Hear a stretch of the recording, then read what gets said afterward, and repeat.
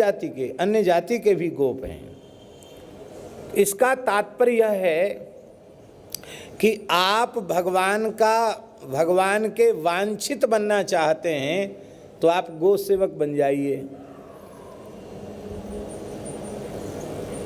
कामास्तु वांछिता तस्य, श्री कृष्ण के वांछित बनना चाहते हैं तो आप गो सेवा करने लग जाइए। ईमानदारी से, श्रद्धा से गो सेवा करने लग जाइए। आपको भगवान की प्राप्ति की आवश्यकता नहीं है। यदि आप श्रद्धा पूर्वक गो सेवा कर रहे हैं तो भगवान ही आकर आपको प्राप्त करेंगे, क्योंकि आप भगवान के प्राप्तव्य हो जाएंगे, आप भगवान के भी वांछित हो जाएंगे। गोपी भी उन्हीं को कहा जाता है जो गौ भक्ति परायणा है, गो सेवा परायणा है, वो देवी गोपी हैं। तो वो गोपी भी श्री कृष्ण की अभीष्ट हैं। हम ठाकुर जी के प्रिय बनना चाहते हैं, भगवान को प्राप्त करना चाहते, भगवान ही आकर हमको मिलें, ऐसा यदि हम चाहते हैं तो हम गोप बन जाएं। पुरुष हैं तो गोप बन जाएं और स्त्री शरीर है तो गोपी बन जाएं।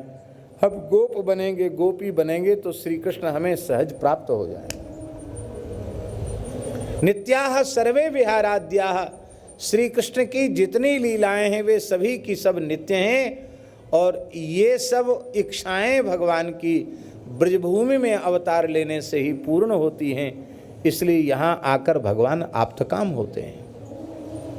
तो हे परीक्षित जी, हे बज्रनाभ जी, न तो श्री कृष्ण कहीं गए हैं, न राधा रानी कहीं गई हैं, न गोप गोपी कहीं गए हैं, वो सबके सब ब्रज में हैं। नित्य लीला हो रही है, ये तो नित्य विहार स्थल है। भगवान नित्य लीला के स्वरूप से प्रकट लीला में आते हैं और प्रकट लीला संपन्न होते ही फिर नित्य लीला में विराजमान हो जाते हैं।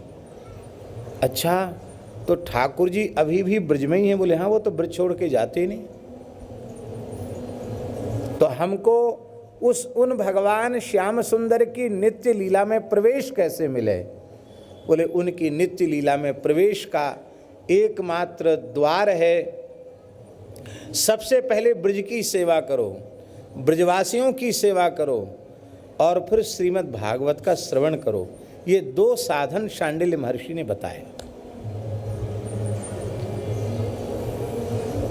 ब्रज के कुंड कुंज सरोवर ब्रजवासी कुंडान संसेवतस्तव, इनकी सम्यक सेवा करते करते और तुम्हारा नित्य लीला में प्रवेश हो जाएगा।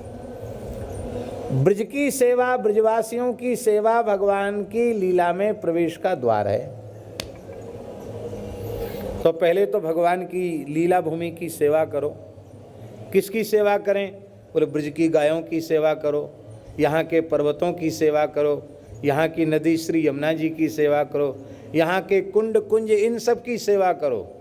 इनकी सेवा करने से क्या होगा? संसिद्धिस्ते भविष्यति, तुम्हें सम्यक सिद्धि हो जाएगी।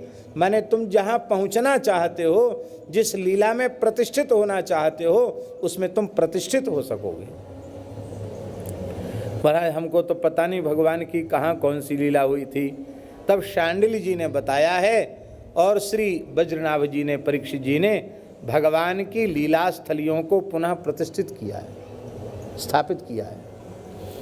श्री गोविंद देव, श्री हरिदेव, श्री बलदेव और श्री केशव देव, इन चार देवों की स्थापना विधिवत श्री शांडिल्य महर्षि ने बज्रनाभ जी के द्वारा संपन्न कराई है।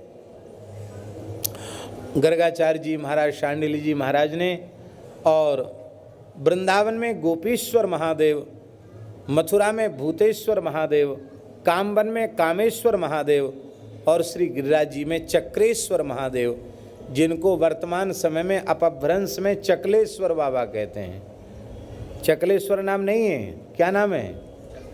चक्रेश्वर, पर अपभ्रंश होके हो गया चकलेश्वर। ये मानसी गंगा जो हैं, पुराणों के अनुसार श्री ब्रजमंडल का चक्र तीर्थ हैं।